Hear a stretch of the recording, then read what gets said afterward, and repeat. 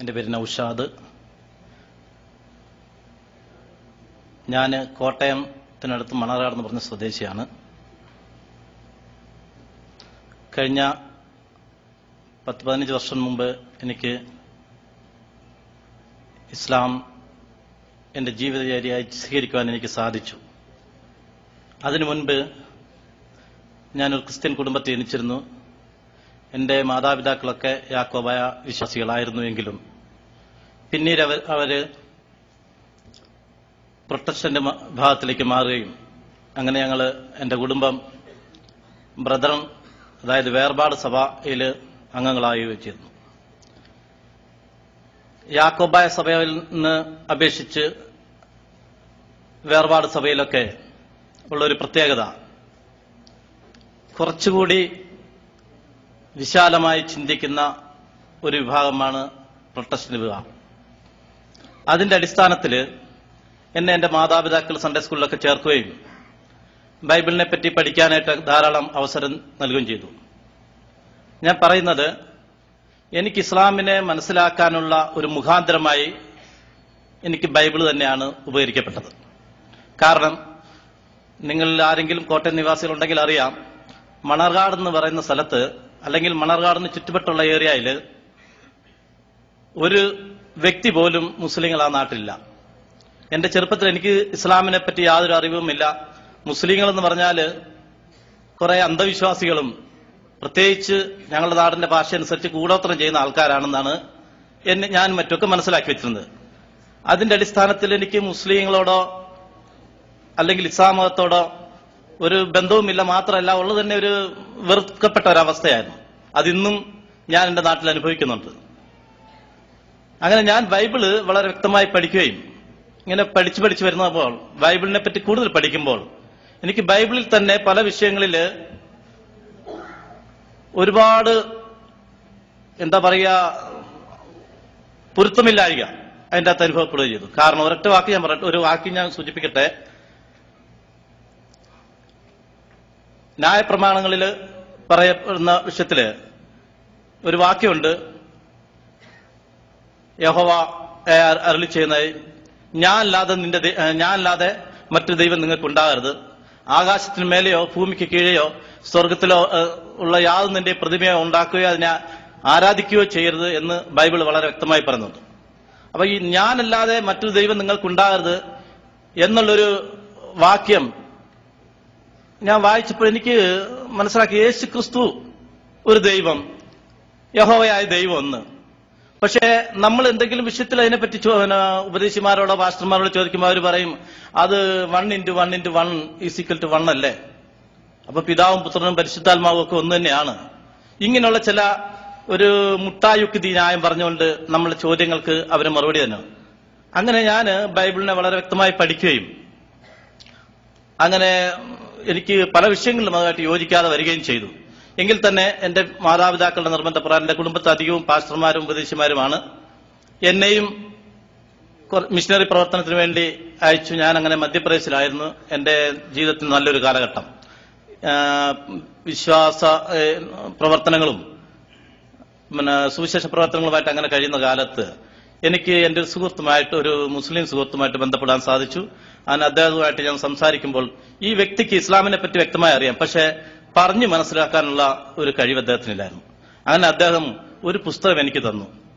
ആ പുസ്തകം ഞാൻ കൊണ്ടുപോയി വായിച്ചു നോക്കിയപ്പോഴത്തേക്ക് എനിക്ക് ഞാൻ പഠിച്ചതുമല്ല, ഞാൻ കേട്ടറിഞ്ഞതല്ല ഇസ്ലാമിന്റെ വിശ്വാസം എന്ന് എനിക്ക് മനസ്സിലാക്കാൻ സാധിച്ചു. അങ്ങനെ ഞാൻ ഇസ്ലാമത്തെ പറ്റി കൂടുതൽ പഠിക്കുകയും ഏതാണ്ട് 1-2 വർഷം എന്റെ ജോലിയോടനുബന്ധിച്ചുള്ള സമയങ്ങളിൽ പഠനത്തിന് ശേഷം എനിക്ക് ഇസ്ലാം മതം സ്വീകരിക്കുവാനായിട്ടുള്ള ആഗ്രഹം ഉണ്ടാവുകയും അങ്ങനെ അതിനെന്ത് ചെയ്യണം എന്നതിനെ പറ്റി എനിക്കൊരു മാർഗ്ഗമില്ല. അന്ന് ഞാൻ ഈ മധ്യപ്രദേശിലൊക്കെ താമസിക്കുന്ന സമയത്ത് അവിടെ ഈ നിച്ച് ഓഫ് ട്രൂത്ത് ഒന്നുമില്ല. കുറെ അങ്ങനെ ഒരു ഭാഗത്തുണ്ട് എന്നുള്ളതല്ലാതെ അവർക്ക് യാതൊരു പ്രവർത്തനങ്ങളില്ല. അപ്പൊ എനിക്കറിയില്ല ഞാൻ എങ്ങനെയാണ് ഇത് മുസ്ലിം ആകണം.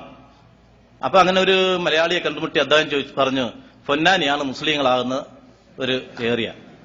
അങ്ങനെ ഞാൻ പൊന്നാനിയിൽ വന്ന് ഇസ്ലാം സ്വീകരിക്കാനായിട്ട് എനിക്ക് ആഗ്രഹം ഉണ്ടെന്ന് പറഞ്ഞ മൂപ്പര് പറഞ്ഞു, കുപ്പായെല്ലാം ഊരിയിട്ട് വരിക, കുളിച്ചിട്ട് വരിക, ഷഹാദത്ത് കലിമ ചൊല്ലി തന്നു. ഞാൻ മുസ്ലിമായി. പിന്നെയാണ് ഞാൻ ഇസ്ലാമിനെ പറ്റി പഠിക്കാനായിട്ട് അവിടെ കുറച്ച് ദിവസം പഠിക്കുന്നത്. കുറെ 32 പാഠങ്ങളുണ്ട്. ആ പാഠങ്ങളൊക്കെ പഠിച്ചിട്ട് കൂടുതൽ എനിക്ക് അതിനെപ്പറ്റി പഠിക്കാൻ പറ്റില്ല. ഈ ചെറിയ ചെറിയ ആയത്തുകളും നമസ്കാരത്തിൽ ചൊല്ലേണ്ട വിഷയങ്ങളൊക്കെ പഠിച്ച് അങ്ങനെ ഞാന് പഠനത്തിന് ശേഷം കുളിച്ചിട്ട് പള്ളിയിൽ പോവാം. പള്ളിയിൽ പോയ ഒരു അനുഭവം ഞാൻ പറയാണ്, വളരെ ദയനീയമായൊരു അനുഭവം. അങ്ങനെ പള്ളിയിൽ ചെന്ന്, പൊന്നാനി വലിയ പള്ളിയിൽ, ആ പള്ളിയിൽ ചെന്ന് കുറെ മുത്താലിമകൾ വന്ന് ഞങ്ങളെ കൂട്ടിക്കൊണ്ടുപോയി പള്ളിയെല്ലാം കാണിച്ചു തരാൻ. അങ്ങനെ മേലത്തെ ഒരു റൂമിന്റെ അവിടെ കൊണ്ടുവന്നിട്ട് കാണിച്ചെന്ന്, ഇവിടെ ജിന്നുകൾ നമസ്കരിക്കുന്ന സ്ഥലമാണ്. അങ്ങനെ ഈ ഭാഗത്ത് ഒരു സ്ഥലമുണ്ട്, ഇവിടെയാണ് പണ്ടൊരു ആശാരി ഇത് പണിതിപ്പോ മേലെ കയറിയിട്ട് പടിഞ്ഞാറേക്ക് നോക്കിയപ്പം അവിടെ മുട്ട പോലെ എന്തോ കണ്ടു. അങ്ങനെ തങ്ങളോട് ചോദിച്ചു, ഞങ്ങളെ അവിടെ മുട്ട പോലെ എന്തോ കാണുന്നുണ്ട്, അത് എന്താന്ന് ചോദിച്ചു. അപ്പൊ അത് മക്കമാണെന്ന് പറഞ്ഞു. ഉടനെ അദ്ദേഹം താഴെ വീണു, അവിടെ വീണു മരിച്ചു. അങ്ങനെ അദ്ദേഹത്തിന്റെ സുന്നത്ത് ചെയ്ത് അവിടെ തന്നെ മറവ് ചെയ്തെന്നൊക്കെ എന്നോട് കഥ പറഞ്ഞു. അപ്പൊ അവിടെ ഒരു കുറച്ച് കറുത്ത് കിടക്കുന്ന ഒരു ഭാഗമുണ്ട്. ഞാൻ ചോദിച്ചത് ഇതെവിടെ എല്ലാവരും സുജൂദ് ചെയ്യുന്നതാണ്, ഇവിടെ അദ്ദേഹം വീണു മരിച്ചെന്ന് പറഞ്ഞു. എന്താ എല്ലാവരും ഈ പുതിയ മുസ്ലിങ്ങളല്ലേ നന്നായിട്ട് വെച്ച് ചാമ്പും. അങ്ങനെ അവിടെ ആ ഭാഗത്ത് കറുത്ത് പോയി. അങ്ങനെ ആ കറുത്ത ഭാഗം എനിക്ക് സത്യത്തില് പഠിച്ചവനെ, ഞാൻ ഒരു വേർപാട് വിശ്വാസി, ഒരു ബ്രദർ വിശ്വാസിയായിരുന്ന ആളാണ്. അക്ബർ സാഹിബിനൊക്കെ അറിയാം, ബ്രദറുകാരുടെ വിശ്വാസവും മറ്റു സഭകളുടെ വിശ്വാസവും. അപ്പൊ എനിക്ക് അതിൽ നിന്ന് ഒരു വലിയ, ഞാൻ വിശ്വസിച്ചെന്ന് മറ്റു വലിയൊരു ശിർക്കിലേക്കാണല്ലോ ഞാൻ വന്നെന്ന് മറ്റും ഞാൻ തിരിച്ച് ഞാൻ പഠിച്ചവനെ ഇത് എന്താ ചെയ്യേണ്ടതെന്ന് എനിക്ക് ബോധം കിട്ടിയില്ല. ഞാൻ അങ്ങനെ വീണ്ടും മധ്യപ്രദേശിലേക്ക് പോയിട്ട് അങ്ങനെ പല വ്യക്തികളുമായിട്ട് എനിക്ക് വീണ്ടും ബന്ധപ്പെടാനൊക്കെ സാധിച്ചു. അതിനിടയ്ക്ക് എനിക്ക് ഒരുപാട് അനുഭവങ്ങൾ ഉണ്ടായിട്ടുണ്ട്. അനുഭവങ്ങളൊക്കെ പങ്കുവെക്കാൻ എനിക്കിപ്പോൾ സമയമില്ല. അങ്ങനെ ഞാന് എന്താ ചെയ്യേണ്ടതെന്ന് ഇങ്ങനെ ആലോചിച്ച് വളരെ സത്യത്തിൽ അതിൽ നിന്ന് വിട്ടു പോരുകയും ചെയ്തു. എവിടെയല്ലാത്തൊരു കോലത്തിലായി. അങ്ങനെ ഞാന് എന്താ ചെയ്യുന്നത്, ഇങ്ങനെ കുറെ കാലം ഏതോ ഒരു യാത്രയിൽ വെച്ച് എനിക്കൊരു ഹൈലദീസിന്റെ പ്രവർത്തനം കണ്ടുകൂട്ടാൻ പറ്റി. അപ്പൊ എനിക്ക് ഉറുദു ഒക്കെ സംസാരിക്കാൻ അറിയുന്നതിന്റെ പേരിൽ അദ്ദേഹവുമായിട്ട് സംസാരിച്ചപ്പോൾ അദ്ദേഹം പറഞ്ഞു തന്ന്, ഇന്ത്യൻ മുസ്ലിങ്ങളെ നിങ്ങൾ നോക്കരുത്, ഇന്ത്യയിലുള്ള മുസ്ലിങ്ങളെ നോക്കിയിട്ടല്ല നിങ്ങൾ ഇസ്ലാം പഠിക്കേണ്ടത്, വിശുദ്ധ ഖുർആനും സുന്നത്തുകളാണ് പഠിക്കേണ്ടതെന്ന് പറഞ്ഞ് അദ്ദേഹം കുറെ ഉപദേശങ്ങളൊക്കെ ചെയ്തിട്ട് എന്നോട് അദ്ദേഹം പറഞ്ഞു, കേരളത്തിലുണ്ടല്ലോ മുജാഹിദ് പ്രവർത്തകർ. അപ്പോഴാണ് എനിക്ക് മുജാഹിദ് പ്രവർത്തകരെ പറ്റി തന്നെ ഒരു അറിവ് കിട്ടുന്നത്. അങ്ങനെ ഞാൻ എന്ത് ചെയ്തു, കേരളത്തിലേക്ക് വീണ്ടും മടങ്ങി വന്നു. കേരളത്തിൽ വീണ്ടും മടങ്ങി പടച്ചവൻ എനിക്ക് രണ്ട് നിയമത്തിൽ നിന്ന് ഇസ്ലാമിനെ മനസ്സിലാക്കാനുള്ളത്. രണ്ടാമത് എനിക്ക് സലഫി പ്രസ്ഥാനം, ഇസ്ലാഹി പ്രസ്ഥാനവുമായി ബന്ധപ്പെട്ടവർ, ഇസ്ലാഹി പ്രസ്ഥാനമായിട്ട് ബന്ധപ്പെട്ട് പ്രവർത്തിക്കാൻ എനിക്ക് സാധിച്ചപ്പോഴാണ് എനിക്ക് ശരിയായ തൗഹീദിന്റെ രോഷ്നി, ആ കിരണങ്ങൾ എനിക്ക് ലഭിച്ചത്. അങ്ങനെ അന്ന് മുതൽ ഇന്ന് വരെ ഞാൻ ഈ തൗഹീദ് പ്രസ്ഥാനവുമായി ബന്ധപ്പെട്ട്, സലഫി പ്രസ്ഥാനമായിട്ട് ബന്ധപ്പെട്ട് എന്റെ ജീവിതത്തിലും എന്റെ കുടുംബത്തിലും എനിക്ക് വളരെയധികം മാറ്റങ്ങൾ ഉണ്ടാക്കാൻ സാധിച്ചിട്ടുണ്ട്. അൽഹംദുലില്ലാഹ്, ഞാൻ എപ്പോഴും പടച്ചവന് ശുക്ർ ചെയ്യുന്നു. എനിക്ക് ഇസ്ലാം ലഭിച്ചതിലും അതുപോലെ തന്നെ എനിക്ക് തൗഹീദ് പ്രസ്ഥാനം, മുജാഹിദ് പ്രസ്ഥാനവുമായി ബന്ധപ്പെട്ട് പ്രവർത്തിക്കാൻ സാധിച്ചു.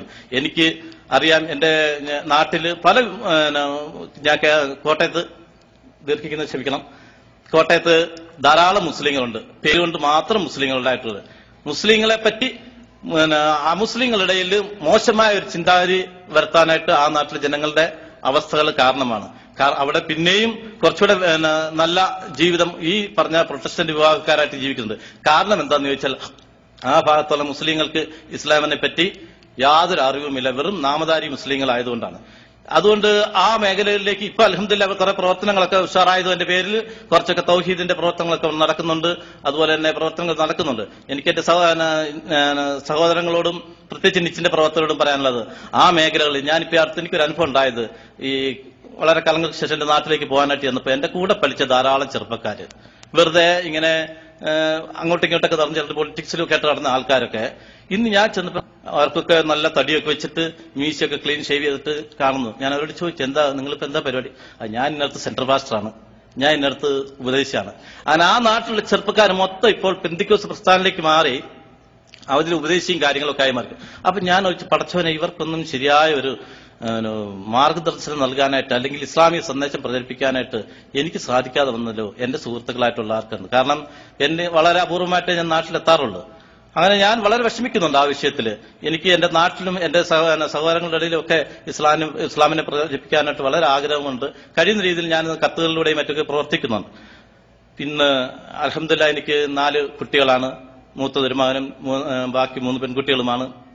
കുടുംബം വളരെ, ഞാനൊരു തൗഹീദ് മഹലിലാണ് ജീവിക്കുന്നത്. അതുകൊണ്ട് തന്നെ എന്റെ മക്കളും എന്റെ കുടുംബവുമൊക്കെ വളരെ ഇസ്ലാമികമായിട്ട് ഉള്ള ഒരു അറ്റ്മോസ്ഫിയറിലാണ് ജീവിക്കുന്നത്. എനിക്ക് പഠിച്ചു തന്ന വളരെ നിയമത്തുകളാണ്. എനിക്ക് അള്ളാഹു സുബ്ഹാനഹു വ തആല ഞാൻ ഇസ്ലാം മതം സ്വീകരിച്ചതിന് ശേഷം തന്നിട്ടുള്ള നിയമത്തുകൾ എനിക്ക് എണ്ണി പറയാൻ പോലും പറ്റുന്നില്ല. അതുപോലെ ഞാൻ ഇന്ന് അതിന്റെ സന്തോഷവും മാധുര്യവും അനുഭവിക്കുന്നുണ്ട്. എല്ലാ ജനങ്ങൾക്കും ഈ മാധുര്യവും സന്തോഷവും എത്തിക്കുവാനായിട്ട് നമുക്ക് എല്ലാവർക്കും ചേർന്ന് ഇസ്ലാമിക സന്ദേശം എല്ലാ സമൂഹത്തിലേക്കും എല്ലാ ജനങ്ങളിലേക്കും പ്രചരിപ്പിക്കാൻ നമുക്ക് സാധിക്കാൻ ശ്രമിക്കുക. എന്റെയും എന്റെ കുടുംബത്തിന്റെയും വിശ്വാസ ജീവിതത്തിലും എല്ലാം ഞാൻ വിജയിക്കുവാൻ വേണ്ടി എന്റെ സഹോദരങ്ങളെല്ലാവരും എനിക്കും എന്റെ കുടുംബത്തിനും വേണ്ടി പ്രാർത്ഥിക്കണമെന്നും അഭ്യർത്ഥിച്ചുകൊണ്ടും ഞാൻ എന്റെ വാക്കുകളും ഉപസംഹരിക്കുന്നു. ആഖിറു ദഅ്വാനാ അൽഹംദുലില്ലാഹി റബ്ബിൽ ആലമീൻ. അസ്സലാമു അലൈക്കും.